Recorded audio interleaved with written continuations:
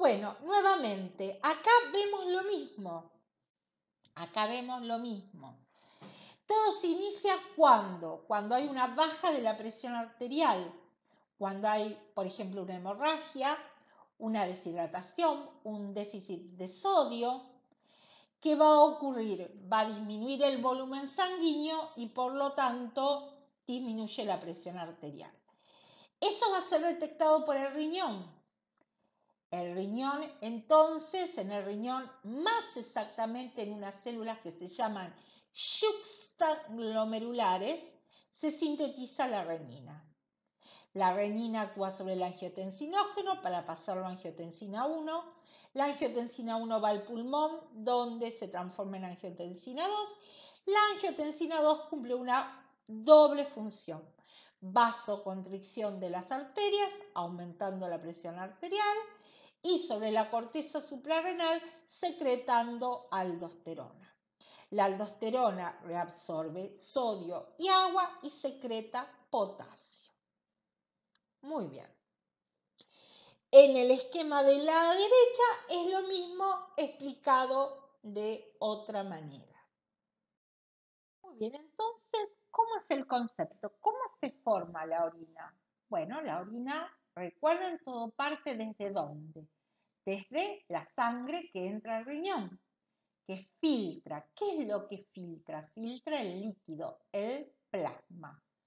Filtra a través de los capilares glomerulares y de la capa visceral de la cápsula de Bowman. Atraviesa, cae al espacio de Bowman y entra a los túbulos.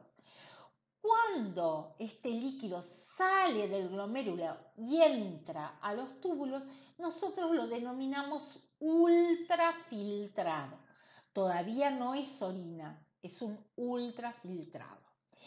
Este líquido, a medida que se va moviendo por los túbulos, va cambiando su composición. Va adquiriendo iones, perdiendo iones, adquiriendo productos de desecho o reabsorbiendo sustancias. Viaja a lo largo de los túbulos para terminar saliendo por el colector, y ahí ya sí hablamos de la orina. Recuerden que aquellas sustancias que no el organismo las necesita, no las quiere eliminar por orina, básicamente se van a reabsorber.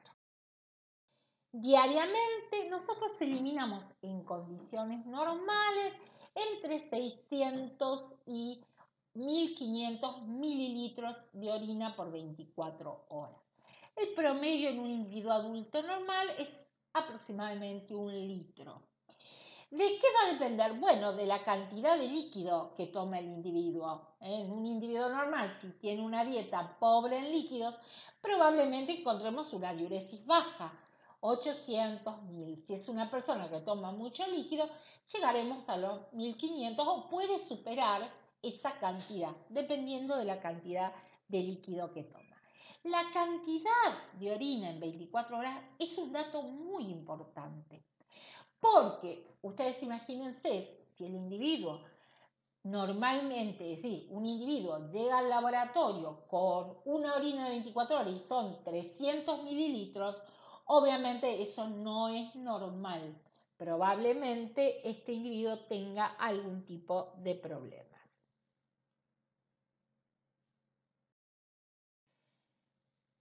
Repasando entonces un área y viendo nuevamente dentro de lo que es el área hormonal de la regulación del riñón, recuerden, hablamos de la hormona antidiurética.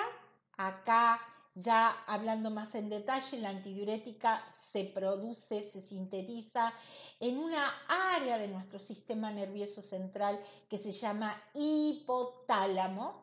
Hipotálamo, ahí lo ven en el esquema. Pasa hasta el lóbulo posterior de la hipófisis o neurohipófisis, donde se acumula. En realidad, la antidiurética es una hormona que es producida en el interior de las neuronas, neuronas especializadas en producir hormonas, se acumula en la neurohipófisis y es liberada a la circulación. La antidiurética también se llama vasopresina. Vasopresina, son sinónimos. ¿Y a dónde va a ir a actuar? A nivel del riñón. ¿Cuál es la función de la antidiurética? Bueno, regular la osmolaridad y el volumen de la sangre. La antidiurética, como dijimos, ¿a dónde va a ir a actuar? Va a ir a actuar a nivel del riñón.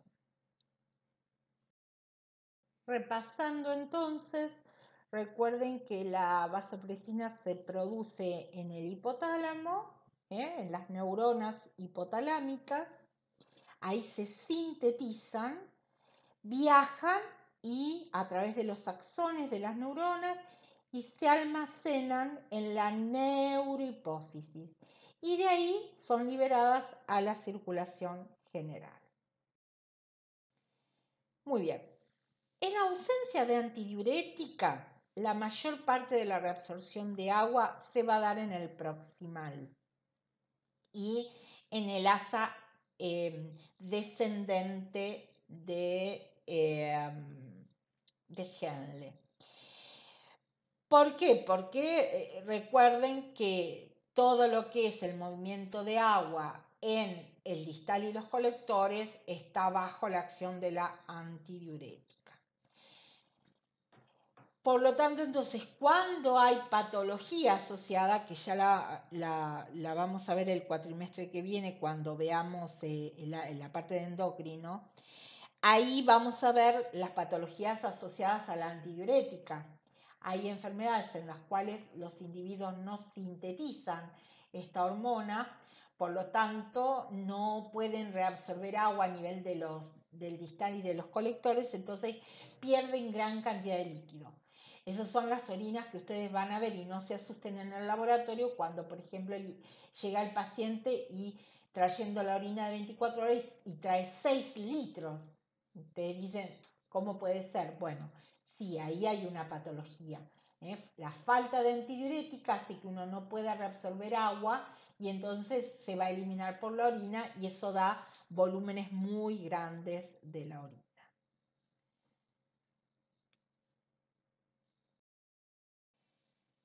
Por ejemplo, también tener en cuenta la nicotina y el etanol disminuyen, también inhiben la liberación de vasopresina.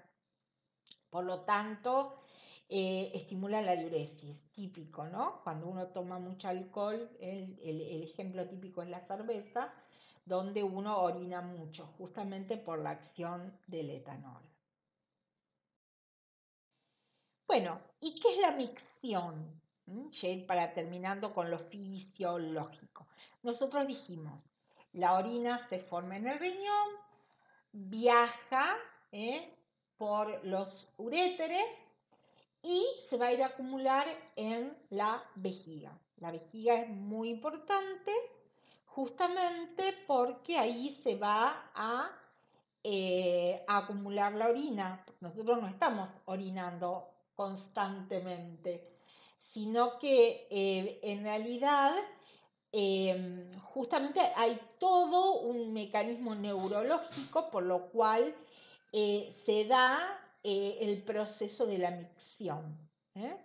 Hay una fase, como acá les explica, una fase de llenado a medida que se va acumulando líquido, donde el músculo de la vejiga está distendido, está relajado, permite entonces que acumule líquido hasta que llega a un cierto nivel en el cual llegan estímulos para el vaciamiento, donde se contrae la vejiga, la parte muscular del tejido, se abren los esfínteres y eso produce la micción. Muy bien, y ahora un poquito vamos a hablar así muy someramente de las patologías asociadas a el sistema urinario. Vamos a hablar de la litiasis renal, también llamada urolitiasis o nefrolitiasis, donde se caracteriza por la presencia de cálculos o piedras donde pueden estar en el interior de los riñones, es donde se van a producir, donde se van a formar, pero también las podemos encontrar en los uréteres o en la vejiga. En realidad los cálculos renales están formados por sustancias que están normalmente en la orina. Lo que pasa es que por diferentes razones estas sustancias comienzan a aumentar en cantidad, se produce la precipitación de las mismas y forman los famosos cálculos.